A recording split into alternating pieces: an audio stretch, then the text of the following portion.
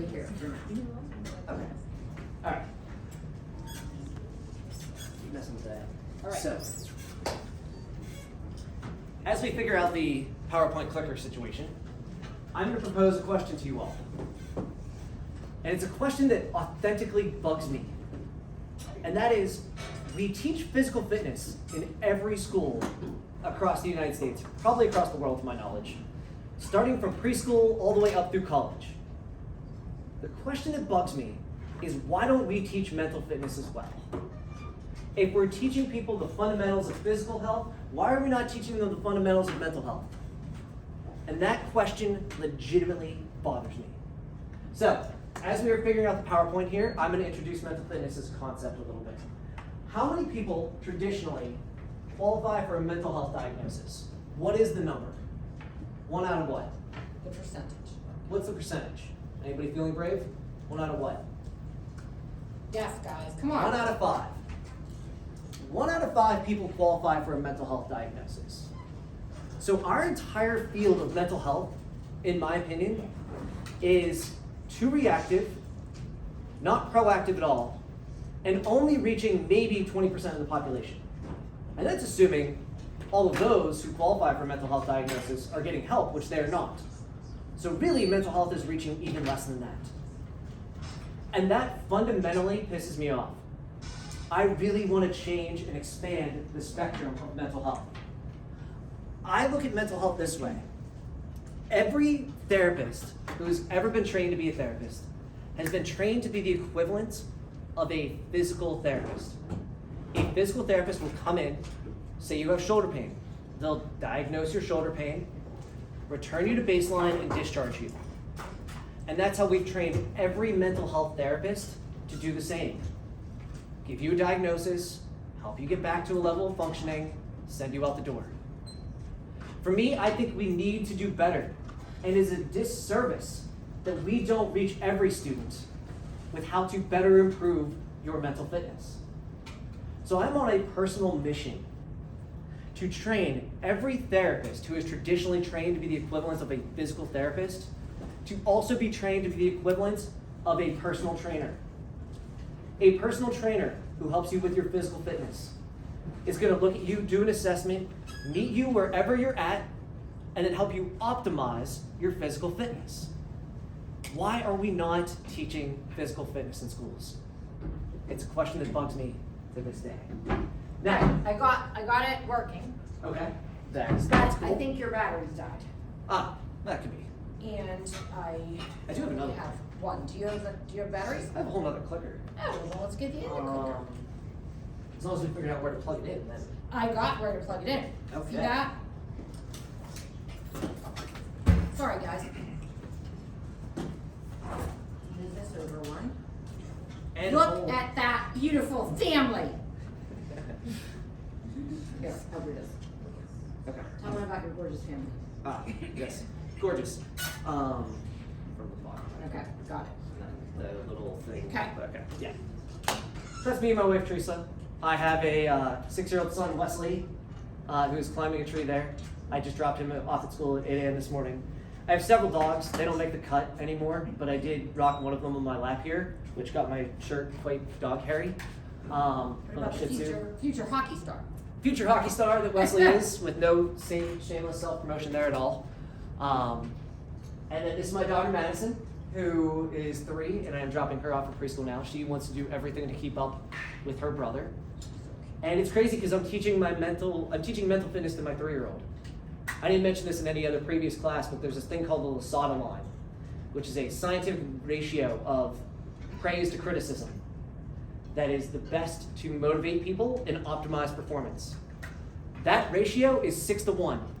For every 1 criticism we get, we need 6 words of praise to optimize a growth ratio, a growth linear trajectory, and you need 2-to-1 words of praise to criticism just to maintain baseline.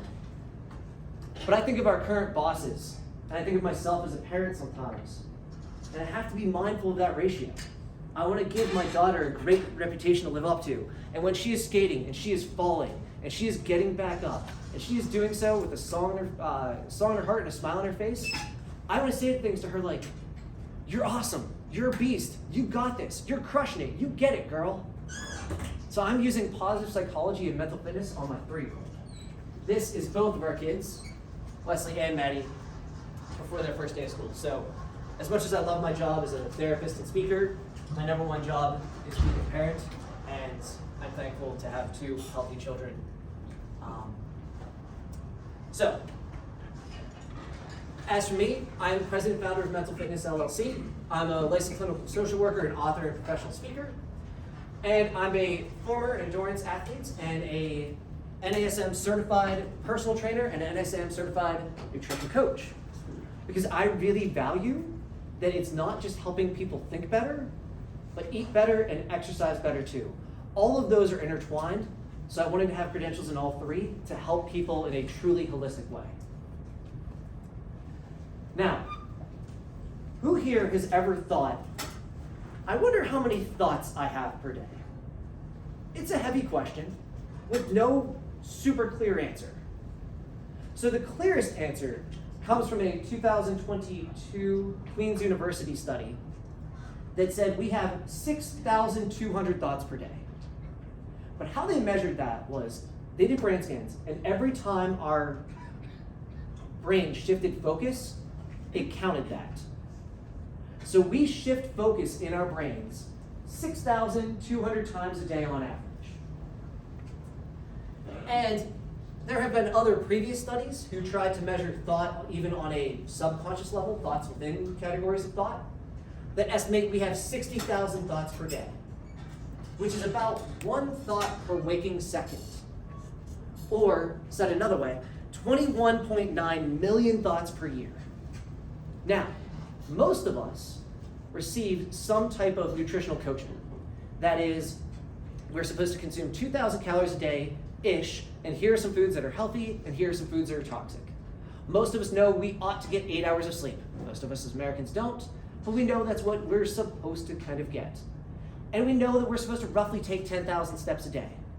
We think about the steps we take, the calories we consume, and the amount of sleep we get. And yet, across the board, as Americans, we are not good at any of those things, quite frankly. For me, the reason we are not good at those is because our mental fitness falls short. There's only one thing in life that you are 100% in control of. Only one thing. And that is your thinking. You are in control of the thoughts you consume. So, when I was coming up with mental fitness, I did a lot of endurance athletics in my 20s. It was cool, did some fun things, but in all honesty, endurance athletics are what they are. They're a test of your physical ability, and you get a trophy at the end. I don't care about the trophy at the end. What I care about, and what it meant to me, was seeing what I could do to push myself physically, and the carryover psychological effect of that. If you can run a marathon, then you can commit to a long-term goal. And if you didn't think you could run a marathon, then you can prove to yourself that you can do more than you think you are capable of. And for me as a therapist working in my 20s in direct practice, I found myself using a lot of physical fitness analogies to help people with their mental health. And that's when it clicked me. Mental fitness was what I was kind of meant to do and to start there. So I think about it this way, guys. You are the gatekeeper of your thoughts. Now, if you have a nagging neighbor, you have an annoying person in the dorm next to you, and they keep knocking on your door, and you keep letting them in, what is that person going to continue to do? They're going to keep knocking at your door and keep expecting you to let them in. It's a form of positive reinforcement. But what if you don't let in that nagging neighbor? You don't let them in. They are eventually going to go and pass by like a cloud in the sky. They're going to stop knocking at your door. Of those 6,200 thought categories we have each day, I don't think that really matters. From grab anyways. 95% of them are the same as the days before. Your thinking today is 95% the same as it was yesterday and the week before that. And our thinking is particularly negative. There have been studies that show that up to 80% of our thinking is negative. And from an evolutionary standpoint, when we're cavemen running around in the jungle, whatever, and we had to be prepared for a saber-toothed tiger at any time, that helped us survive. The challenge is, our current software system that is the thinking of our mind is outdated. We're still thinking back in caveman days. The beauty is, we can give ourselves an update. You can change the percentages of your thinking. You can change what you let into your heart and being, and you can get to be a better gatekeeper once you know what thoughts are toxic and how to master your thinking to change the outcomes of your life. For me, I'm on a mission, and we at Mental Fitness are on a mission to expand the spectrum of mental health. As I alluded to before, most mental health right now is reactive and only reaches 1 out of 5 people. I don't want to just reach those who are struggling and help them return to baseline. I want to reach everyone and help them have a script to improve their mental fitness. So this is kind of a little bit of a brag slide. I apologize for that in advance, but I want you to know what we're doing in Mental Fitness to make that happen. So what we're doing is we're in a partnership with the University of Pittsburgh, where for 2 years I went down to Pitt and they gave me 2 filmographers, an instructional designer, and a $30,000 camera lens that filmed me in 2 dimensions. It was awesome. Colleges have a lot of money and I'm thankful for that. And for the better part of 2 years, we have been putting together a 30-credit CE course that will train therapists around the nation in the new language of mental fitness. With Penn State University, we're studying the efficacy of mental fitness to become an evidence-based therapy. We're studying 6 variables, including stigma, mental fitness, resilience, emotional mastery, perceived stress, and something else I can't think of at the moment. But we're studying 6 variables to make mental fitness an evidence-based therapy and get it taught in the future textbooks of Psychology 101. I am fortunate in that I'm going to New Jersey tomorrow to speak to a high school of 800 high schoolers and 100 staff members on mental fitness. I did that last week. I'm doing that again this week. In the fall, I'm going to go to a National Student Council conference. I don't know exactly how many students are going to be there, but I'm excited to get the mental fitness message out to high school students. And because our minds are so moldable then, it's such a critical period. And lastly, we're developing mental fitness as a track to recovery for both mental health and drug and alcohol. When we think of the drug and alcohol world, there's something called the 12 steps that has traditionally been used to help people be abstinent from substances. What it really does is give people a great connection to a group of like-minded people.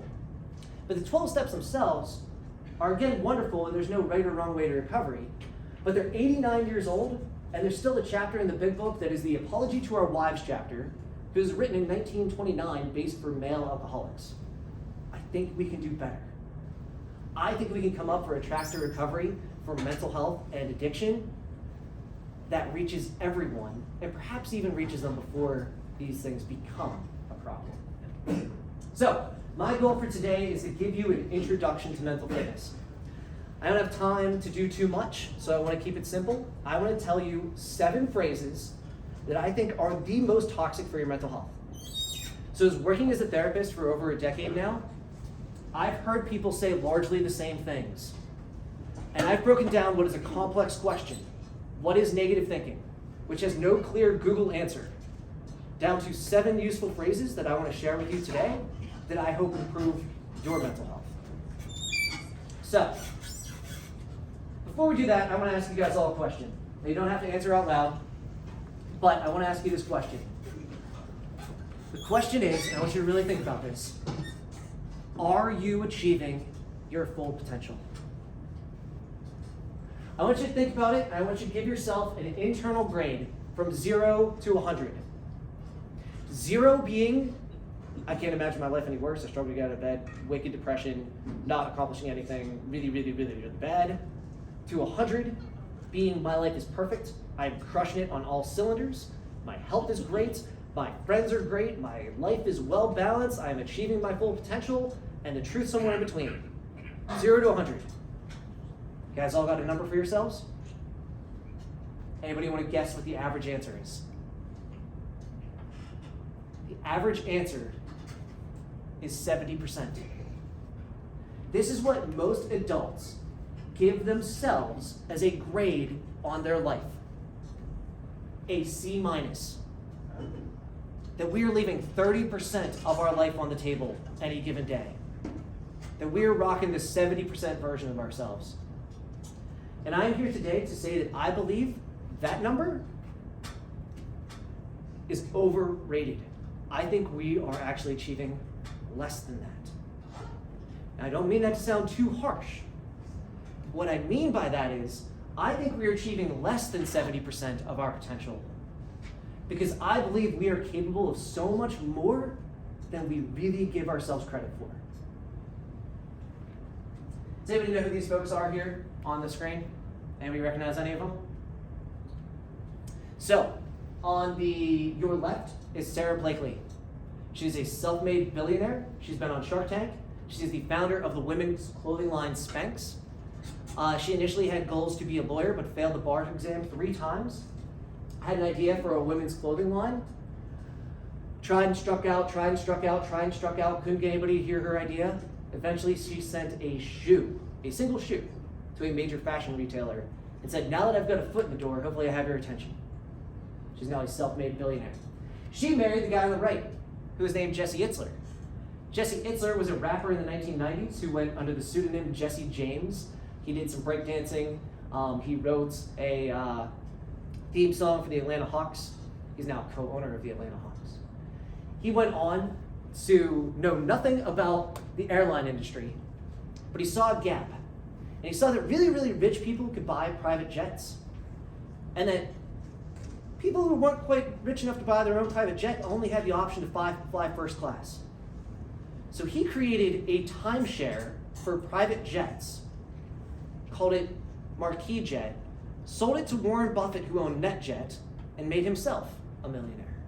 He also started Zico Coconut Water, which he sold to Coca-Cola, and does various other very cool entrepreneurial activities. So it's fair to say Jesse and Sarah are a power couple. The guy in the middle of this picture is David Goggins. Has anybody here ever heard of or read the book Living with SEAL? If you haven't, it's a good one. Now, David Goggins is a Navy SEAL, commonly referred to as SEAL. Jesse Itzler wanted to push himself physically. He wanted to see what he was really capable of. So Jesse Itzler thought, I'm going to try to train for a 100-mile event. And so Jesse Itzler got a team of 5 other guys together, and they were running a 24-hour running event in which it was a relay. One person would run, they'd pass the baton to the next person, and at any given point, one of the 6 of them was running for 24 hours as a means to train for this 100-mile run. Now, to put that in perspective, how far is the average marathon? How far is a marathon? Patrick Baxter, how long is a marathon? 26.2. 26.2 miles. So 100 miles, just to put that in context, is about 4 back-to-back marathons. It's not easy. So Jesse's doing this with his team of 6.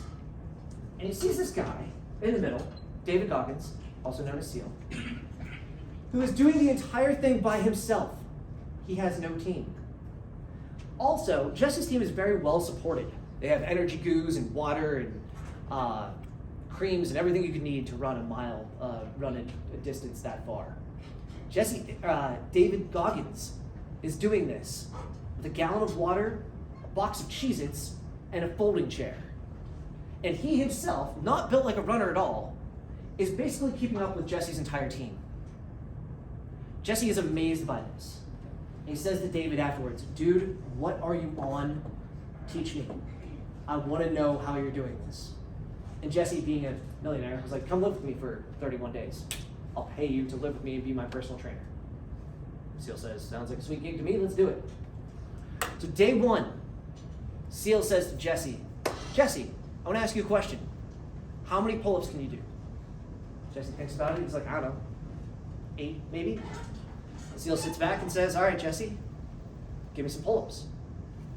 Jesse hops up on the bar, does about 8 pull-ups, falls down, has hit momentary muscle fatigue, can't do any more, and says, Okay, 8 pull-ups. Seal says, that's great. Get up there and do it again. She checks it out. Okay, all right, good deal. Hops up, does 4 more. Seal says, guess what? Do it again. Jesse hops up, does another 2 pull-ups, ekes his chin over the bar, and it's pretty darn spent. So then Seal looks at Jesse and says, all right, man, here's the deal. We're not leaving here until you do 100 more.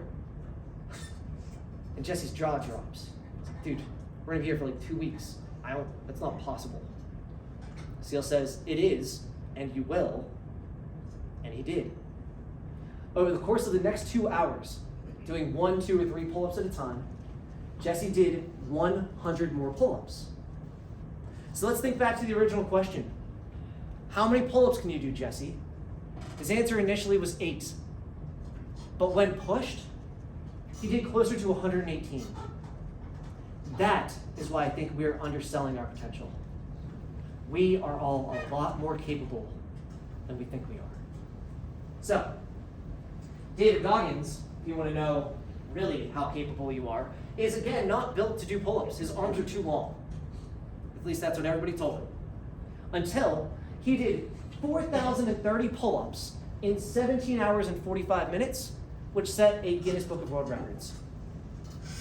Again, we're a lot more capable than we give ourselves credit for. So today, I want to talk about 7 toxic phrases.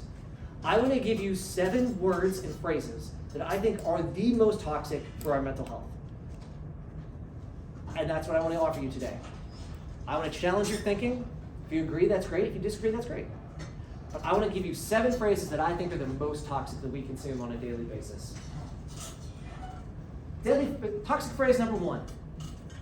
I can't. Sounds basic, but is the foundation of everything. When you say I can't, it is a psychic block. It blocks all possibilities that you'll ever achieve it. When you say I can't, you most likely won't. But worse than that, you won't even try.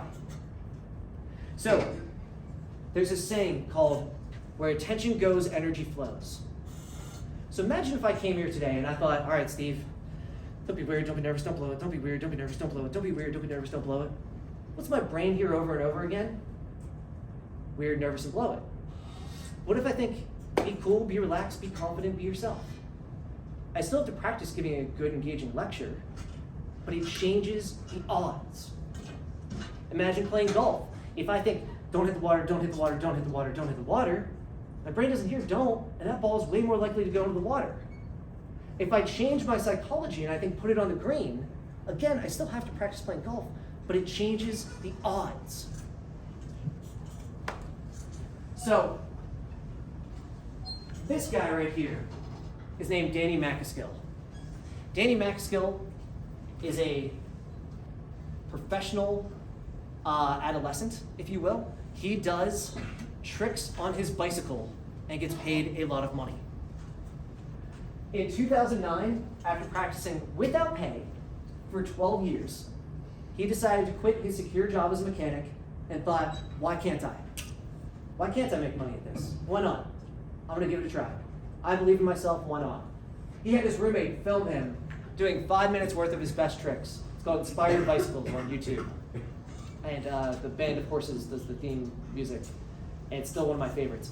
His roommate, back in 2009, filmed him with a camcorder on a skateboard trying to keep up with him, because we didn't have drones then. That went viral. And now, Danny McAskill has Red Bull sponsorship, and his YouTube channel has over 1 million subscribers. So I don't know if we're gonna get this work, you think? I think so. Okay. If you can fast forward it to 2:35. Question, guys, is, I want you to think about this. Is it possible to ride a bicycle across a tennis net? Tennis nets are flimsy. They're not like a tightrope where it's a thick rope and it's pulled taut. Tennis nets are flimsy and very, very, very thin.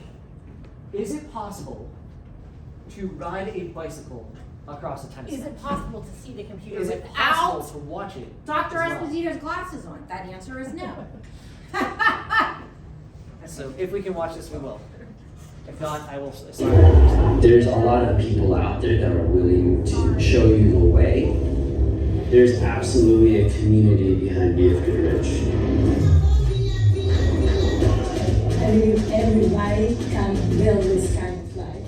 You just need to choose and choose right. You don't need a map to find your community. Maybe that's what you know. Because I would see it better.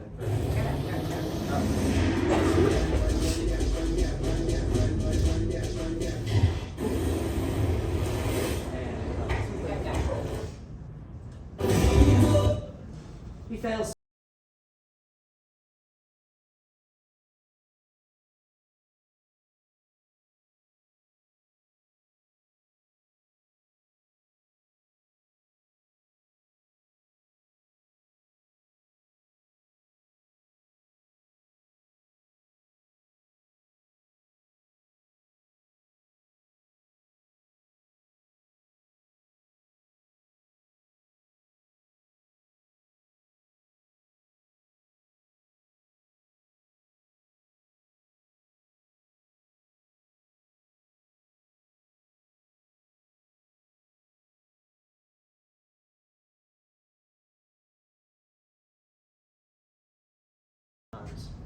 And I've seen that video more times than probably anybody in this room. And I watch it because it inspires me to think, why can't I? To know what is really possible. To know that Danny Maxskill took 10 years to be the only person in the world to do what is known as a front bump it.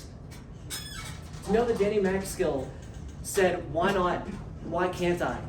It took all the haters who said, you'll never make money doing tricks on your bicycle, and said, why can't I? So, when you think I can't, toxic phrase number 1, think why can't I? Toxic phrase number 2, I need.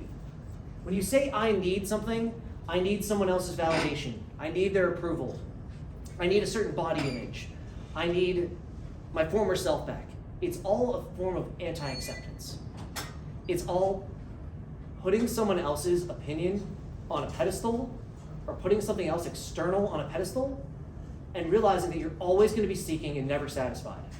Like if I think, I need to graduate college, I need to get a good job, I need to get a promotion at that job, I need to buy a house, I need to find a spouse, I need to have kids, I need to retire. You're going to wait your whole life for happiness. Something exists within you right now, if you train yourself to find it. So, these two people right here are Richard Simmons and Rosalie Bradford. Richard Simmons did something called Sweat into the Oldies. He was an exercise guru, most primarily in the 1980s. He just recently passed away. But he's truly the best exercise guru of all time. Richard Simmons was overweight in college, but he lost 143 pounds and kept it off for the entirety of his life and turned his pain into purpose. He then went on to help the world, himself, one person, lose over 10 million pounds. Let alone how many people he helped lose weight, inspire to lose weight. Doesn't even measure that. So, at one point, there's a woman named Rosalie Bradford, and she's pictured on the left of this picture. Rosalie Bradford, at one point in her life, was the heaviest woman in recorded history. She was over 1,000 pounds. She had been bedridden for 8 years. She had a complicated childbirth. She had postpartum depression. She ate as a form of self-medication, and it spiraled. And not wanting to live anymore, Rosalie Bradford took all of her pain pills and swallowed as many as she could. But because of her enormous size, she just slept for a while. She couldn't even kill herself. But then a concerned friend of Rosalie's reached out to Richard Simmons. And Richard Simmons, if you look up stories about him, was a legitimately good dude. He was not just kind of a famous figure. He did a lot of really amazing stuff. So on his own dime, he flew to Rosalie. He said, Rosalie, God does not put junk on this earth. You're worth the effort. And so Rosalie then realized her fundamental flaw. She kept thinking, I need a certain image to be happy. And Richard Simmons says, you are worthy as you are. And when she believed that, she put her worthiness first. she had the confidence to follow along to his exercise videos. So for 1 year, she clapped her hands to his exercise videos because that's all she could do, and she followed his dieting plan. But in that year, she lost over 300 pounds. Rosalie Bradford, without bariatric surgery, ended up losing over 700 pounds. She got down under 300 pounds and she could walk again. The key is this: that comparison is the theft of joy, right? If you're looking for feelings and validation outside of yourself, you're missing what you have within you. When Rosalie stopped thinking, I need a certain body image to be happy, and realized that her worthiness came from within, then she found it there. So there is nothing you need external that is going to bring you joy. Your happiness, your worthiness, it comes from within. So I need is toxic phrase number 2. Toxic phrase number 3, makes me. Makes me is making excuses. If I think my spouse makes me frustrated, or my teacher drives me crazy, or my dogs drive me up a wall, I am giving up all of my emotional power and control to something external. Be it circumstance, be it someone else's opinion or validation. Makes me is making excuses. I like people who own their circumstances. Therefore, I like this guy right here. The guy in the middle of this picture is named Craig Dietz. I first discovered Craig Dietz in 2008 because I was watching SportsCenter, and they had a guy who did the swimming leg of the Pittsburgh Triathlon on there. And I was like, this isn't really SportsCenter worthy. You know, just get on SportsCenter for doing the swimming leg of the Pittsburgh Triathlon. But if you notice, Craig, when he was born with just stubs for arms and legs. When he hops in the water, he's buoyant and he floats, and they permitted him to wear a flipper on his right leg stub. And in this race, Craig beat 26 able-bodied people in the swimming leg of this race. Craig, when he was 16, drove his own car. The license plate said, "Look, ma, no hands." When he was in college, he did probably the greatest prank of all time and put blood on his stubs around Halloween time, right around this time of year. Had a friend chase him with a chainsaw in front of a sorority house, and people freaked out. But Craig's never taken himself too seriously. His parents didn't do things for him. They did not coddle him. They made him do it, and if he couldn't do it, they helped him find a way he could do it himself. So, Craig plays volleyball with his head. He's bagged a buck. He goes bowling. He makes his wife breakfast every morning. He's a father now. He's a motivational speaker. He's a lawyer. When he took the bar exam, he didn't want any special commendations. He took the 2-day bar exam with a pen in between his neck and shoulder and took the 2-day exam like this, passing on his first try. I met Craig back in 2 years ago, and he drove me to Permanis. There's a line that I really love now, and it's what triggers you teaches you. Craig Dietz says, the world does not define you. Circumstances don't define you. You define you. The thoughts you consume define you. What triggers you teaches you. Craig could have said, the world is unfair. It's unfair that I was born this way. I am disabled, and had to be a self-fulfilling prophecy and self-limiting. But instead, Craig said, circumstances don't define me. What triggers you teaches you. When you can learn to work through hard stuff, that's how you build resiliency. That's how you build self-confidence. But if you say the world makes me feel a certain way, then you're going to stay stuck. So rather than saying makes me and make excuses, take ownership and realize that circumstances don't define you.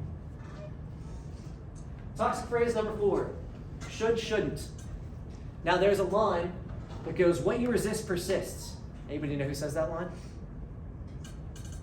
Carl Jung, Swiss psychiatrist. You will probably hear about him throughout the course of your 4-year career here if you take psychology. Carl Jung says what you resist persists. Resistance is a form of anti-acceptance, right? So the way I like to think about it is this. Depression, a very simple definition of it, is regretting the past. And we spend a lot of our, 100% of our thoughts, a lot of people who are depressed spend a lot of time with the coulda, woulda, shouldas in a state of depression. And anxiety for me is worrying about the future.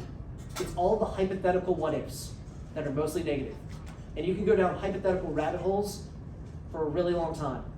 And a lot of us spend a lot of our headspace either in a state of depression or a state of worry. I like to, rather than being in a past negative or future negative, help people. What did I learn from my past? And how can I take action today to have a better future? To train your brain to move those percentages from depression or anxiety into the present positive by asking better questions. So an example of this. When I was 27 years old, I was into lifting. And I got pretty strong. I'd been going to the gym pretty consistently for 3 years, 5, 6 days a week. And I started to get pretty jacked and I was starting to feel pretty good. Until my shoulder didn't feel very good. And even when I do this still to today, it's a whole bunch of gravel up there. Doctor looked at me and said, Steve, you have osteoarthritis in your left shoulder. Your options aren't great.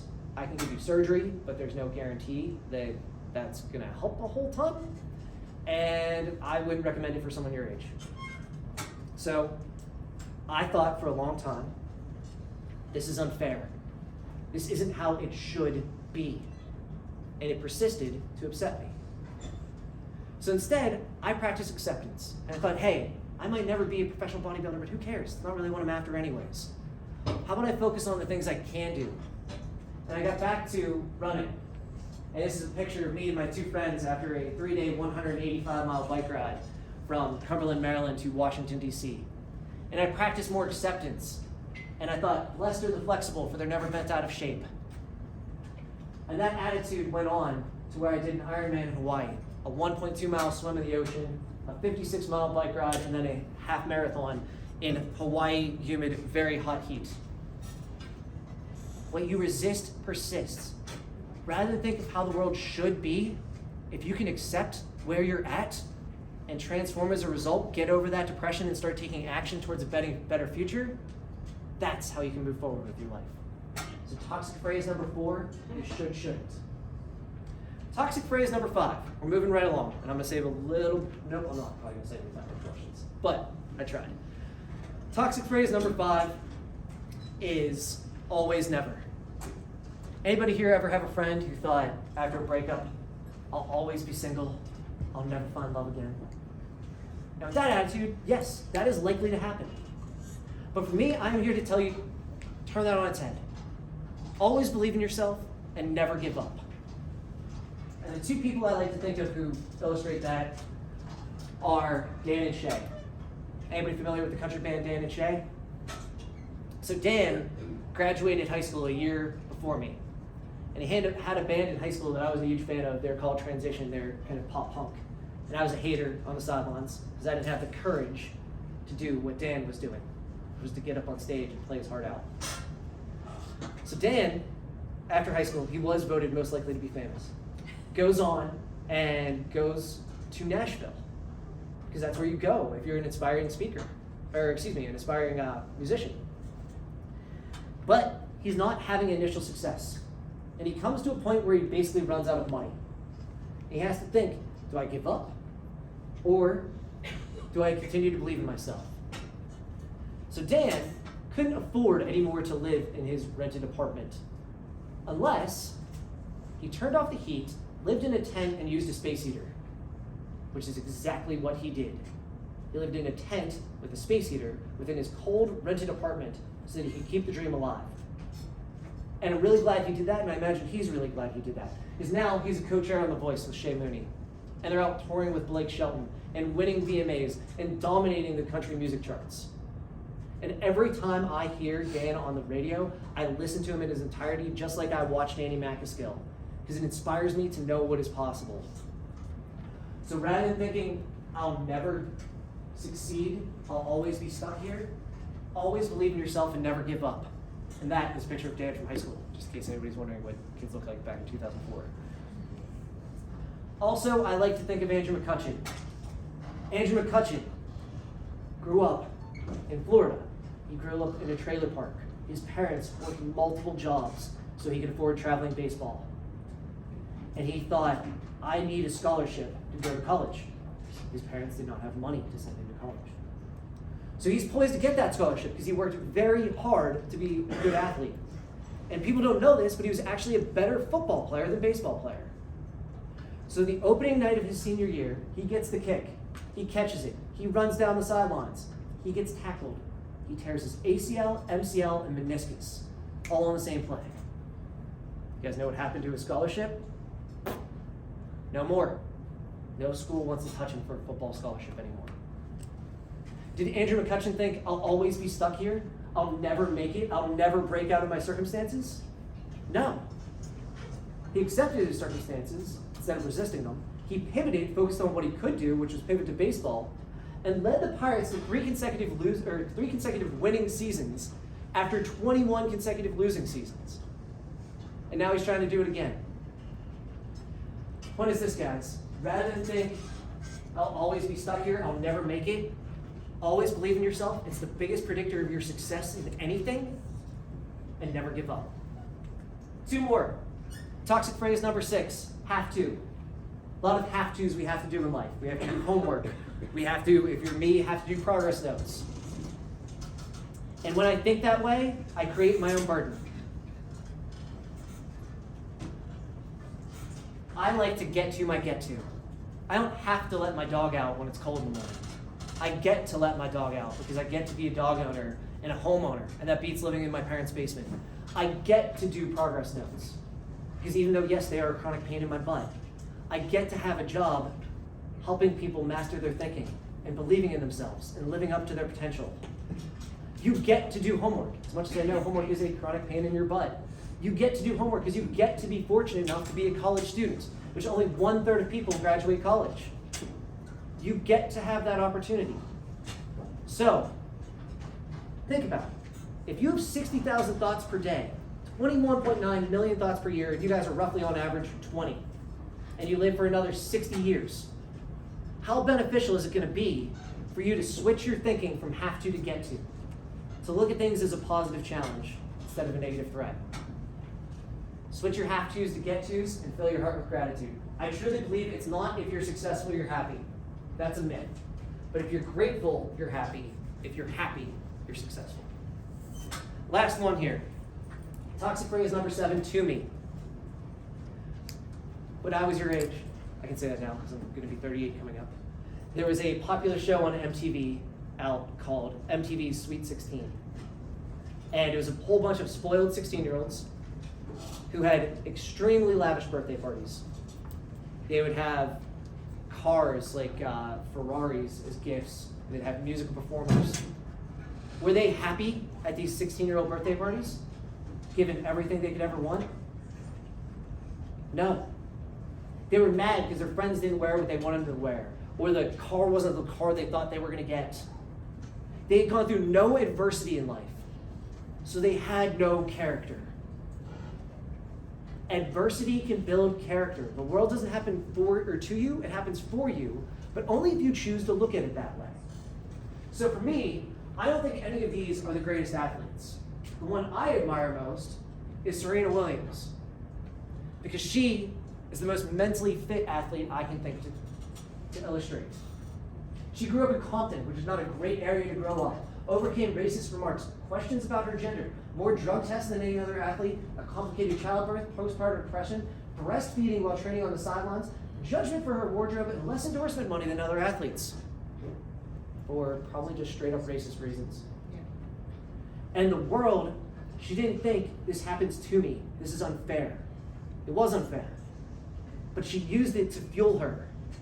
She used it to fuel her to be the greatest tennis player of all time and to inspire other young black women to participate in tennis as well, to show the world what is really possible.